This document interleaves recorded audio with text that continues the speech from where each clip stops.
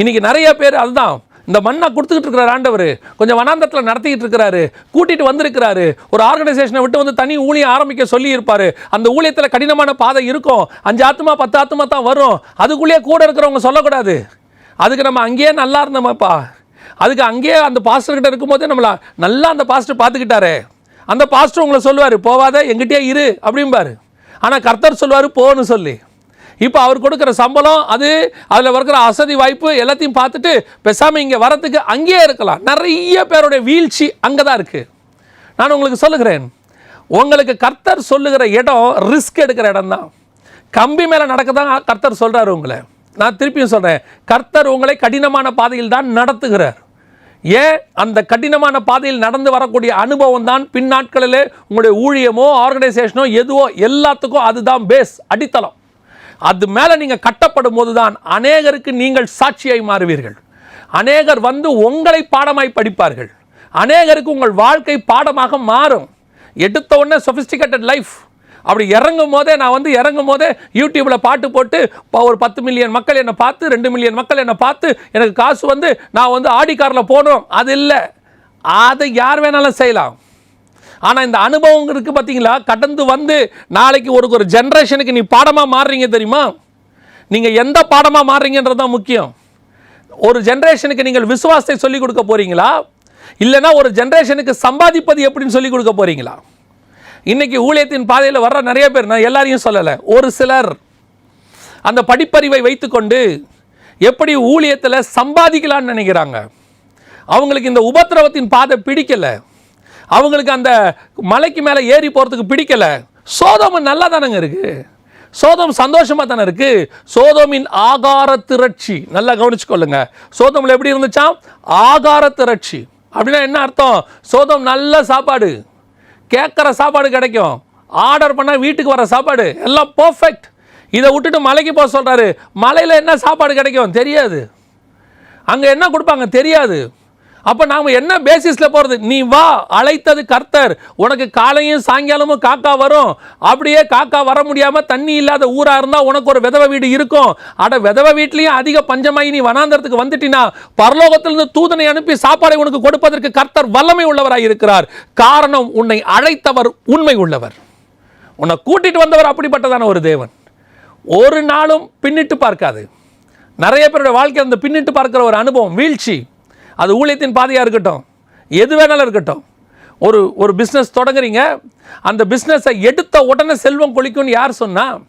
எடுத்த உடனே பிஸ்னஸ் எல்லா பக்கமும் பிச்சுக்கிட்டு போகணும்னு யார் சொன்னா? இல்லை.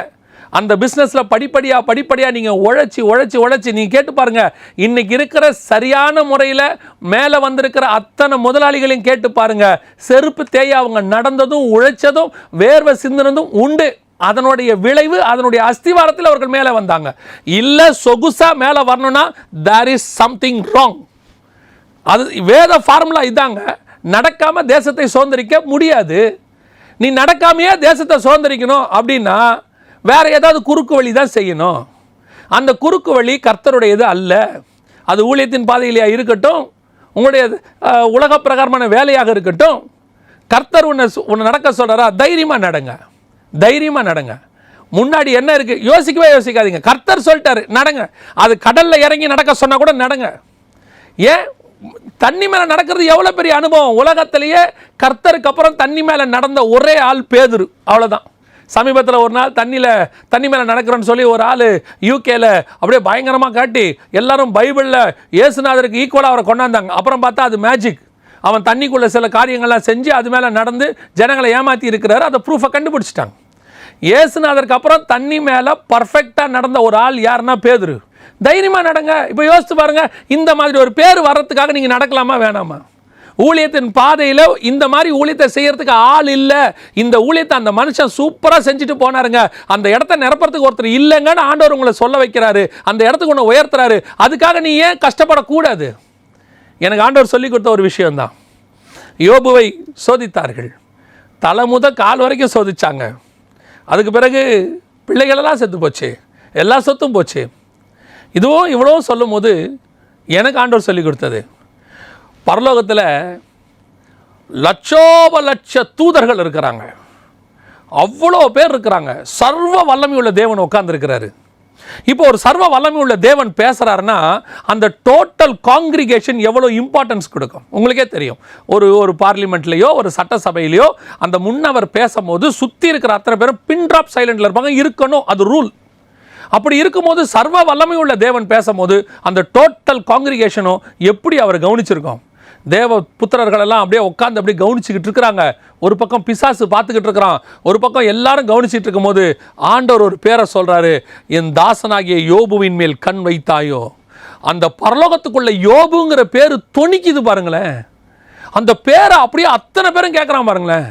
பூமியில் இருக்கிற ஒரு சாதாரண மனுஷனுடைய பேரை பரலோகத்தின் தேவன் ஒரு தடவைக்கு 2 தடவை 2 தடவைக்கு 3 தடவை சொல்றாருன்னா இத்தனை பேருக்கு முன்னாடி அவன் உத்தமனும் சன்மார்க்கனும் நீதிமானும் சாட்சி கொடுக்கிறாருன்னா இந்த உபத்திரவத்தை நம்ம ஏன் சந்திக்க கூடாது? இந்த உபத்திரவத்தை சந்திக்கிறதுக்கு அவன் தயாராகிறதுக்கு அந்த பேர் அங்கே உச்சரிக்கப்படுது பாருங்க.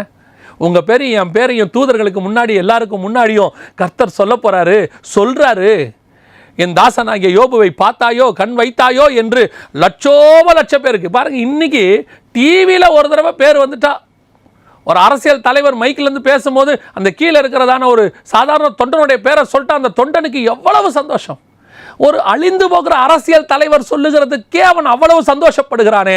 பரலோகத்தின் தேவன் பரலோகத்தில் கோடிக்கணக்கான தூதர்களுக்கு முன்பாக என் பேரை சொல்றாரு. இப்போ யோசிச்சு பாருங்க, ஒரு நாள் மரித்து, இது ஒரு கற்பனை தான், ஒரு நாள் மரித்து யோபு உள்ளே நுழைகிறார். அப்படி போகும்போது அத்தனை பேரும் எப்படி பார்ப்பாங்க? ஒரு நாள் உன்னை பற்றி சொன்னார் யோபு, ஒரு நாள் எங்கள் எல்லாரையும் உட்கார வச்சு உன் பேரை சொன்னார் அப்படின்னும் போது யோபுவினுடைய இருதயம் எவ்வளோ குளிரும். அப்போ அவன் நினைப்பான், நான் பட்ட பாடுகள்லாம் ஒன்றுமே இல்லையா, இந்த ஒரு பேரை ஆண்டவரே வாயை திறந்து சொல்லியிருக்கிறாருன்னா அப்படின்னா அந்த பாடுகளெல்லாம் ஒன்றுமே இல்லை. அதைத்தான் நான் சொல்கிறேன். நீ உபத்திரவத்தில் பாடுபடுற கஷ்டப்படுற உண்மை அவன் சொல்கிறான், ஆண்டவரே நான் மலை மேலே ஏறுறது எனக்கு கஷ்டம்ப்பா, இருக்கட்டும், நீ நட, ஊழியத்தின் பாதையில் கஷ்டம், நடங்க. சில பிரச்சனைகள் வரும், சகித்து கொள்ளுங்க. சிலர் உங்களை குறித்து ஏளனமாய் பேசுவார்கள், சகித்து கொள்ளுங்கள். நீங்கள் சாகிற வரைக்கும் உங்களை ஏதாவது செய்யணும்னு நினைப்பார்கள், சகித்து கொள்ளுங்கள். காரணம், உன் பேரை கர்த்தர் உயர்த்த போகிறார், உன்னை கர்த்தர் ஆசீர்வதிக்க போகிறார். அப்படி ஒரு ஆசீர்வாதத்தை பெற்றுக்கொள்வதற்கு நீ ஏன் நடக்கக்கூடாது? பின்னிட்டு பார்க்காதீங்க, பின்னிட்டு பார்க்காதீங்க. இது வரைக்கும் இருந்த ஆசீர்வாதமெல்லாம் ஒன்றுமே இல்லைங்க. இதுக்கப்புறம் கர்த்தர் உனக்கு வச்சிருக்கிறார் பாரு, அதுதான் ஆசீர்வாதம், அதுதான் ஆசீர்வாதம். நான் ஒரு எச்சரிப்பை சொல்லிவிட்டு இந்த செய்தியை முடிக்க விரும்புகிறேன். நீங்கள் பின்னிட்டு பார்த்து உப்பு தூண் ஆயிட்டீங்கன்னா உன் சந்ததியே காணாமல் போயிடும். இன்றைக்கி நிறைய பேருக்கு தெரிய மாட்டேங்குது. பல நேரங்களில் நாம் அசால்ட்டாக சில காரியங்களை செய்து விடுகிறோம். அதனால் பாதிக்கப்படுறது யார் தெரியுமா? நம்ம மட்டும் இல்லை, நமக்கு பின்னால் வரக்கூடிய சந்ததி. ஒன்று அம்மோனா மாறிடுச்சு, இன்னொன்று மோவாபா மாறிடுச்சு. அம்மோன் புத்திரரும் மோவாபியரும் கர்த்தரால் பாளையத்துக்குள்ளே வரக்கூடாதுன்னு அவர்கள் தள்ளி வைக்கப்பட்டார்கள். இதுக்கு காரணம் என்ன? அந்த 2 பெண் பிள்ளைகள் அல்ல. நான் திருப்பியும் சொல்லுவேன், அந்த 2 பெண் பிள்ளைகள் அல்ல. அந்த 2 பெண் பிள்ளைகள் கெட்டு போனதுக்கு காரணம் என்ன? அந்த தாய் கூட இல்லாதது. அவள் இருக்கிற வரைக்கும் சோதமில் அவங்க கெடாமல் இருந்தாங்க, அவள் இல்லை மலையில் அவங்க கெட்டு போயிட்டாங்க. இப்போ யோசித்து பாருங்கள், ஒரு தாயாக இருந்து ஒரு தகப்பனாக இருந்து நீங்கள் செய்கிற ஒரு தப்பு அது உங்களை மட்டுமல்ல உங்கள் சந்ததியை பாதிக்கும். நீங்கள் அற்ப ஆசைகளுக்காக உங்கள் பிள்ளைகளை விட்டு விட்டு நீங்கள் போயிட்டீங்கன்னா நாளைக்கு அந்த பிள்ளைகளுடைய வாழ்க்கை வேலி இல்லாத தோட்டத்தை போல, யார் வேணாலும் உள்ளே வருவாங்க, எங்கே வேணாலும் எது வேணாலும் நடக்கும். நீங்கள் நினச்சிக்கிட்டு இருக்கிறீங்க அந்த சின்ன பிள்ளைகள் வாழ்க்கையில் அந்த வாலிப பிராயத்திலையோ அந்த குழந்தை பிராயத்திலையோ அதுக்கு நடக்கிற அப்யூஸ், அந்த சின்ன சம்பவம் சாவர வரைக்கும் அந்த பிள்ளையால் மறக்க முடியாது, தெரியுமா? சாவர வரைக்கும் மறக்க முடியாது. நான் சொல்கிறேன், அந்த பாதுகாப்பை கர்த்தர் உன் கையில் தான் கொடுத்துருக்கிறார். நீ எடுத்து வைக்கிற ஒவ்வொரு ஸ்டெப்பையும் கேர்ஃபுல்லாக எடுத்து வை. நான் வைக்கிற ஸ்டெப்பு எனக்காக இல்லை, என் முன்னால் போய் கொண்டிருக்கிற என் பிள்ளைகளுக்காக, என் பிள்ளைகளுடைய வாழ்க்கைக்காக. நான் ஒருவேளை உப்பு தூண் ஆயிட்டா இது 2 அருவருக்கத்தக்க சந்ததியாக மாறிடும். நான் தகப்பன்மார்களுக்கு கூட சொல்கிறேன், தாய்மார்களுக்கு மட்டும் இல்லை, தகப்பனுக்கு சொல்கிறேன். நீங்கள் செய்கிற அற்ப பாவங்கள், கொஞ்ச நேர சந்தோஷங்கள், அதனால் குடும்பத்தை விட்டுட்டு போய் நீங்கள் செய்கிற பாவங்கள், மறைமுகமான பாவங்கள் ஒரு நாள் என்ன ஆகும் தெரியுமா? உன் பிள்ளைகளுடைய வாழ்க்கையை பாதிக்கும். எத்தனையோ பிள்ளைகள் கணவன் 2வது திருமணம் செய்துக்கிட்டு முதல் குடும்பத்தை விட்டுட்டு போயிட்டு அந்த தாயார் கஷ்டப்பட்டு உழைக்கிறதுக்காக கடைக்கோ வேலைக்கோ எங்கேயாவது போயிடுவாங்க. அந்த 2 பெண் பிள்ளைகளோ ஒரு பிள்ளையோ வீட்டில் இருக்கும். அந்த பிள்ளையினுடைய வாழ்க்கை எவ்வளவு கடினம் தெரியுமா? எத்தனை ஓநாய் எத்தனை நாய் வரும் தெரியுமா? அதையெல்லாம் பாதுகாத்து அதுக்கு நடுவில் வந்து தப்பிக்கிறதுக்கு எத்தனையோ பிள்ளைகள் தப்பிக்க முடியாமல் நாசமானது கூட இருக்கு. காரணம் யாரு? உங்களுடைய அற்ப ஆசை. முடிவெடுங்க. நான் வைக்கிற ஒவ்வொரு ஸ்டெப்பும் எனக்காக மட்டுமல்ல, என் பிள்ளைகளுக்காகவும்.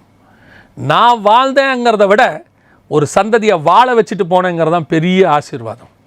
ஒன்று தெரிஞ்சுக்கொள்ளுங்க, உங்களுடைய மரணத்தில் கூட உங்கள் பிள்ளைகள் வாழ்க்கை நன்றாக இருக்கணும்.